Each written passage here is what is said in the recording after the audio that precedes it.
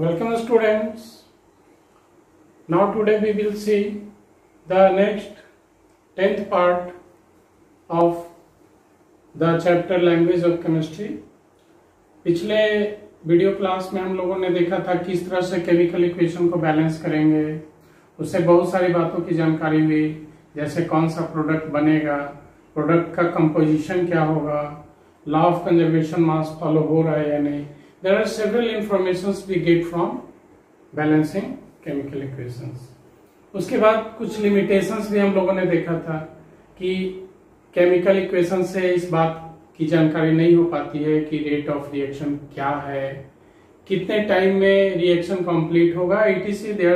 There are so many limitations, but we can make equations more informative by putting some terms like first है, अगर हम equation में physical state को put कर दें, physical state का मतलब होता है सॉलिड, लिक्विड, गैस और एक्वस स्टेट, तो इससे इस बात की जानकारी होगी कि हमारा रिएक्टेंट सॉलिड में है या प्रोडक्ट सॉलिड में है या लिक्विड में है या एनी अदर स्टेट में है। सो फर्स्ट है, a chemical equation can be made more informative by adding physical states to both reactants and products, reactants and products,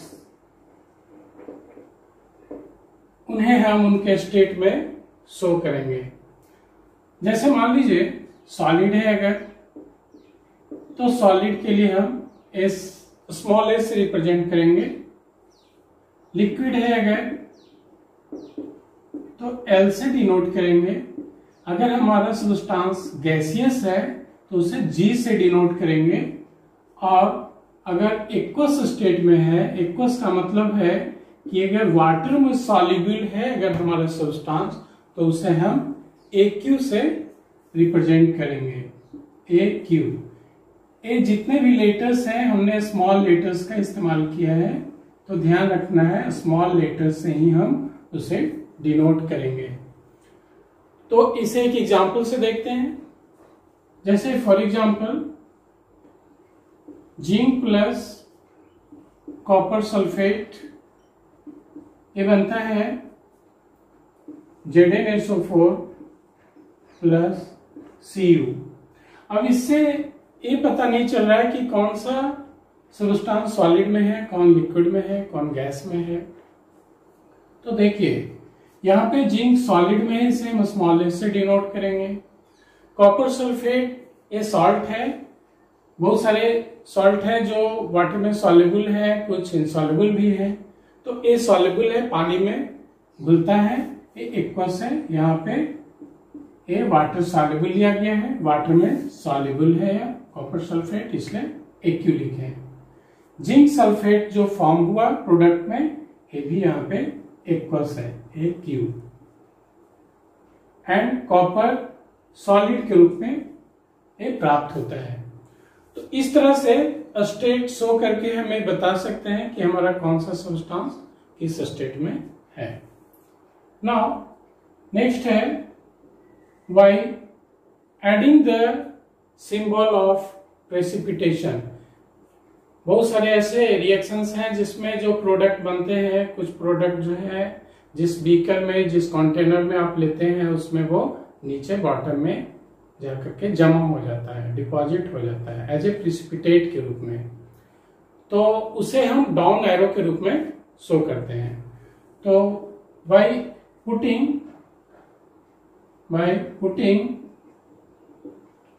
downward arrow और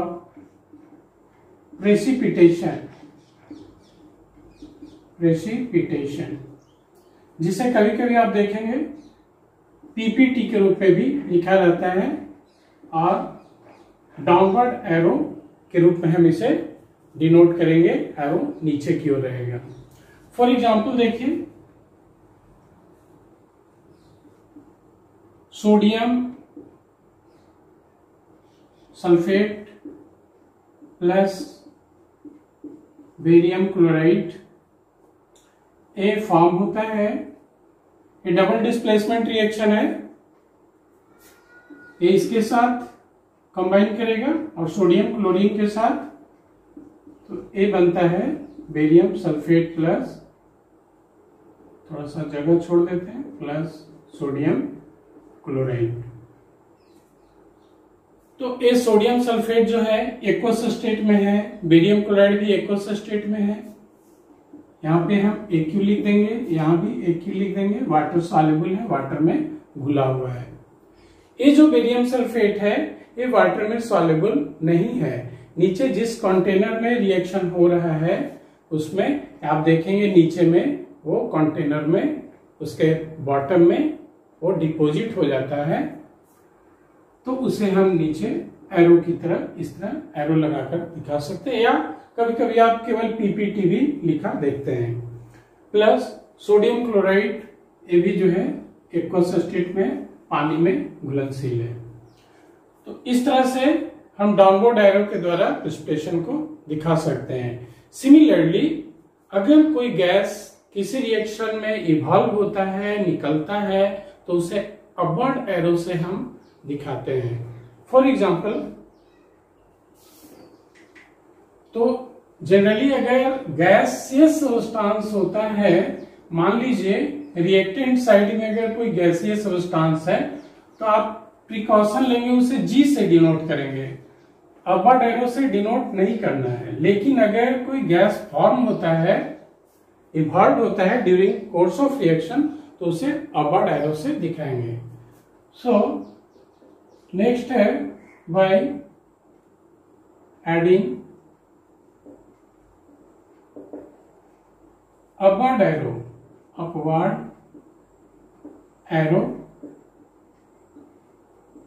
this like for evolved gases, for evolved gases।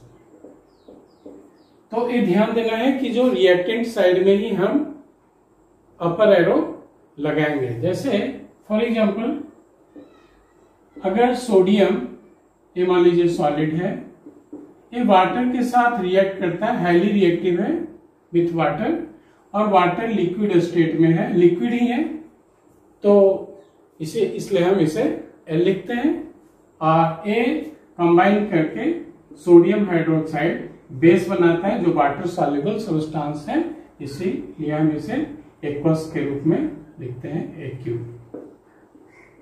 Plus ए हो गया hydrogen gas evolve हो गया यहाँ पे, तो ये जो है गैस, इसे हम अपवर्ड एरो के द्वारा यहाँ पे शो करते हैं। अगर गैस हमारा इधर रहता तो उसे स्मॉल g से डिनोट करते हैं। इससे आप बैलेंस कर लेंगे।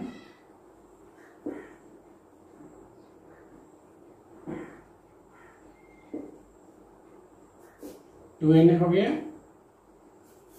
प्लस हाइड्रोजन 4 हो गया, ऑक्सीजन 2 हो गया। Okay, it is balanced. Now next है, बहुत सारे ऐसे रिएक्शन देखेंगे जिसमें half arrow forward and half arrow backward होता है, that is the sign of reversibility. उसके द्वारा हमें बताते हैं कि रिएक्शन दोनों साइड होता है, मतलब रिएक्टेंट से प्रोडक्ट बनता है और प्रोडक्ट से रिएक्टेंट भी बनता है। So by adding the sign of reversibility, by adding sign of reversibility,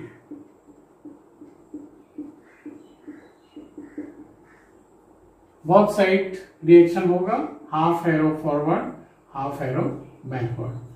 इससे पता चल जाएगा कि जो रिएक्शन है वो दोनों साइड हैपन हो रहा है। जैसे red hot iron when reacts with steam, then it forms ferric oxide। For example Fe+H2O reversible reaction है और ये बनाता है ferric oxide plus hydrogen, ferric oxide Fe3O4 plus hydrogen. Iron solid है, आप जानते हैं, वाटर लिक्विड होगा, we know, and ferric oxide यहाँ पे जो बनता है वो सॉलिड है, and hydrogen it is a gas. तो इसे हम अपवर्ड एरो के रूप में ऐसे दिखाएंगे। रिएक्शन बैलेंस कर लेते हैं पहले। Fe3 है, यहाँ 3 लगा देंगे, एंड ऑक्सीजन 4 एटम है, यहाँ पे 4 ऐड कर दिए एज ए कोफिशिएंट। हाइड्रोजन 8 हो गया, तो यहाँ पे 4 हाइड्रोजन कर दिए। इस तरह से ये हो गया साइन ऑफ रिवर्सिबिलिटी दिखा करके ये हम बताते हैं कि रिएक्टेंट प्रोडक्ट भी बन रहा है और product again forms to reactant. Now कभी कभी ऐसा रिएक्शन होता है, आप देखते हैं, उसे हीट करने की आवश्यकता होती है। हीट करने के बाद वो डिकम्पोज होता है, तो उसके लिए हम डेल्टा साइन का उपयोग करते हैं। तो बाय पुटिंग डेल्टा साइन, इसे हम बोलते हैं delta sign on heating the reaction. जैसे कैल्शियम कार्बोनेट मार्बल है, मार्बल को जब आप हीट करते हैं तो calcium oxide plus carbon dioxide बनता है।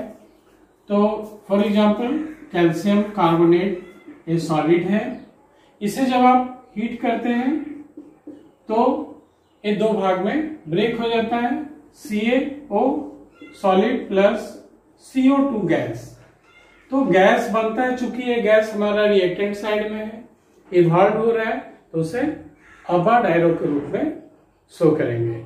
और डेल्टा यहाँ पे ए दिखाता है कि इसे हीट किया जा रहा है। जनरली आप हीट भी लिखते हैं, या सबसे बेस्ट है आप सिंबल के रूप में उसे डिनोट कर सकते हैं।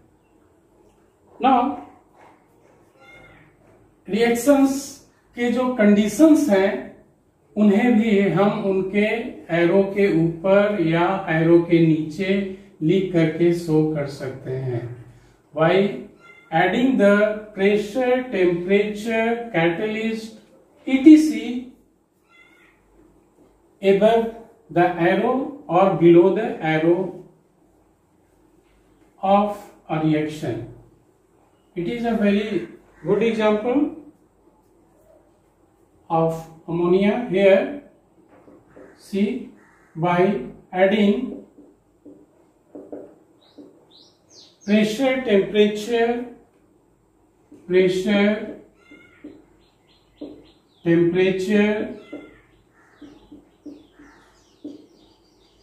catalyst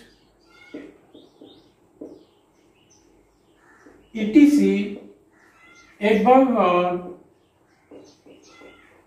above or below the arrow. Arrow का मतलब है separating reactants and products. Arrow separating reactants and products.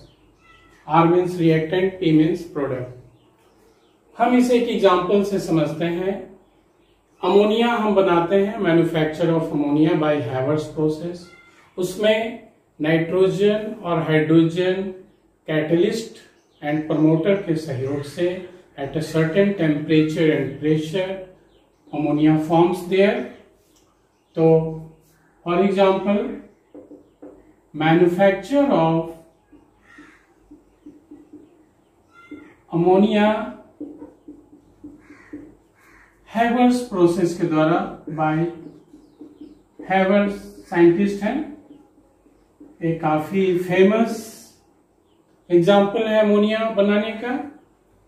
Nitrogen plus hydrogen. अब देखिए ये नाइट्रोजन गैस है, हाइड्रोजन गैस है, यहाँ पे हम अपवर्ड एरो नहीं दिखाते हैं, केवल स्मॉल g लिखेंगे, स्मॉल g। ये जब कंबाइन करता है, ये रिवर्सिबल रिएक्शन है, इसलिए इसे हम दोनों साइड हाफ एरो दिखाते हैं। अब यहाँ पे कैटलिस्ट में हम लेते हैं आयरन एंड प्रमोटर के रूप में लेते हैं मॉलिब्डेनम।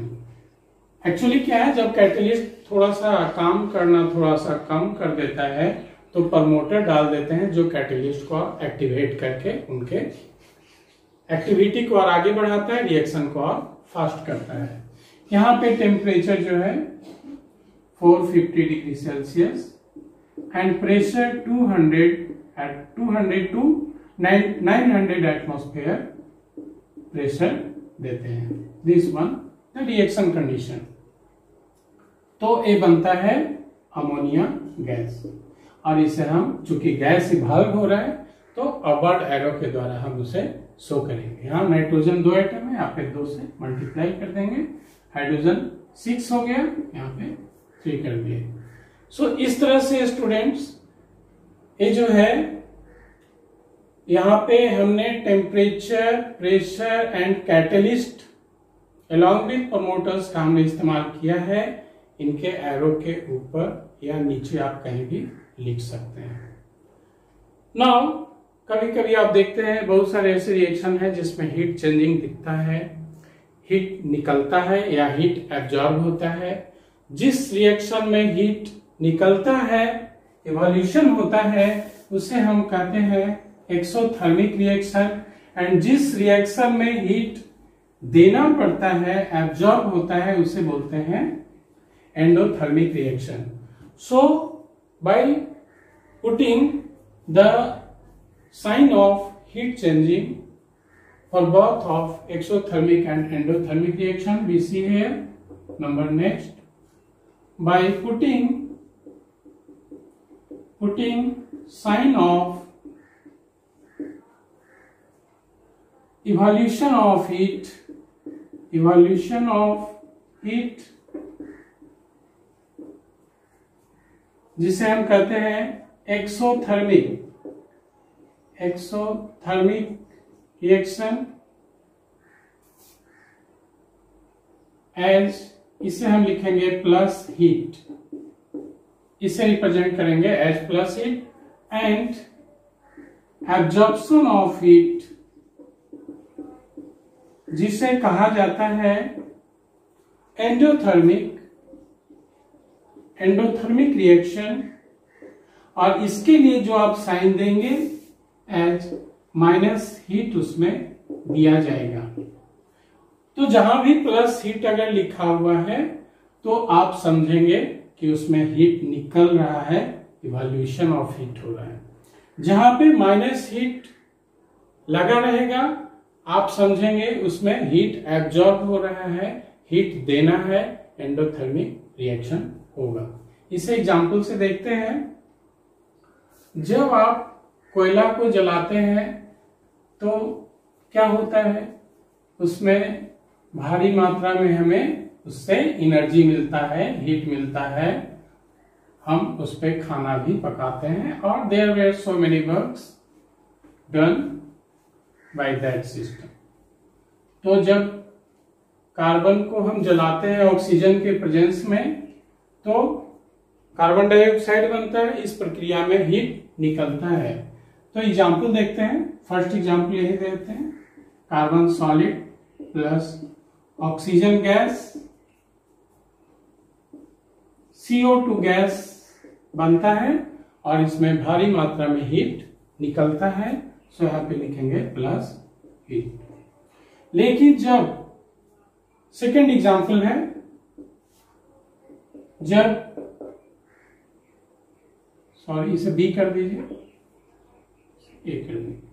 जब हाइड्रोजन और ऑक्सीजन को रिएक्ट कराते हैं H2 प्लस O2 तो ये बनता है वाटर और ये लिक्विड हो गया, और इस प्रक्रिया में हीट जो है एब्जॉर्ब होता है, दैट इज ए हो गया एंडोथर्मिक रिएक्शन। इसे बैलेंस कर लेते हैं। पहले ऑक्सीजन 2 है, यहाँ पे 2 ऐड कर दिए, हाइड्रोजन 4 हो गया, यहाँ पे 2 ऐड कर दिए, हाइड्रोजन इज बैलेंस। तो ए हाइड्रोजन है यहाँ पे गैसियस स्टेट में, इसे जी कर दिए। ऑक्सीजन भी गैसियस है, इसे भी जी कर दिए। और ए वाटर लिक्विड स्टेट में है, और यहाँ माइनस हीट दिखा रहा है कि हीट एब्जॉर्ब हो रहा है। आप यहाँ पे लिख सकते हैं यह एंडोथर्मिक रिएक्शन है। तो इसे देख करके आप बता सकते हैं कि रिएक्शन का नेचर कैसा है। यहाँ प्लस हीट है, मीन्स एक्सोथर्मिक रिएक्शन है। तो कौन सा रिएक्शन एक्सोथर्मिक होगा, कौन सा रिएक्शन एंडोथर्मिक है, हम वो साइन देख करके बता सकते हैं। और ये रिएक्शन जो है हीट चेंजेस शो करता है। Now the next important point, concentration of acid भी हम डिनोट कर सकते हैं। एसिड या तो डाइल्यूट होगा या कॉन्क होगा। अगर डाइल्यूट लेते हैं तो हमारा प्रोडक्ट बदल जाता है, अगर कॉन्क लेते हैं तो प्रोडक्ट डिफरेंट हो जाता है। तो by adding concentration of acid, now the next point, by adding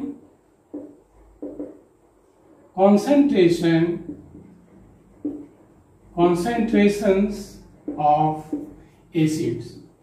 अब रही बात कि कॉन्सेंट्रेशन का मतलब क्या होता है। कॉन्सेंट्रेशन का मतलब है कि जिस एसिड में एसिड की मात्रा ज्यादा होगी वो ज्यादा कॉन्सेंट्रेटेड एसिड होगा, मीन्स वो उसे आप कॉन्क कह सकते हैं, कॉन्सेंट्रेटेड एसिड। जिस एसिड में पानी की मात्रा ज्यादा है, एसिड की मात्रा कम है, उसे हम डाइल्यूट करते हैं, DIL अगर आप लगा देंगे तो डाइल्यूट साइन हो जाता है। मीन्स यहां पे आप लिख सकते हैं लेस कॉन्सेंट्रेटेड एसिड के केस में हम इसे जो है DIL से सूचित करते हैं, डाइल्यूट एसिड। और अगर मोर कॉन्सेंट्रेटेड एसिड है, एसिड की मात्रा ज्यादा है, तो उसे हम कॉन्क से सूचित करते हैं, कॉन्क एसिड। अब देखिए एक एग्जाम्पल लेंगे, उसमें एक बार डाइल्यूट लेंगे, उसमें प्रोडक्ट आप देखेंगे डिफरेंट है, एक बार कॉन्क लेंगे तो प्रोडक्ट डिफरेंट रहेगा, रिएक्शन एक ही है। फॉर एग्जाम्पल मान लीजिए जिंक है सॉलिड प्लस सल्फ्यूरिक एसिड से रिएक्शन करता है। अगर सल्फ्यूरिक एसिड डाइल्यूट है तो यह बनाएगा zinc sulphate. Zinc sulphate aqueous plus hydrogen gas निकलता है इसमें। लेकिन अगर हम सल्फ्यूरिक एसिड को कॉन्क कर देंगे तो यहां पे हाइड्रोजन गैस के जगह सल्फर डाइऑक्साइड गैस इवॉल्व होने लगेगा, A number and B number. Zinc solid plus H2SO4 conc,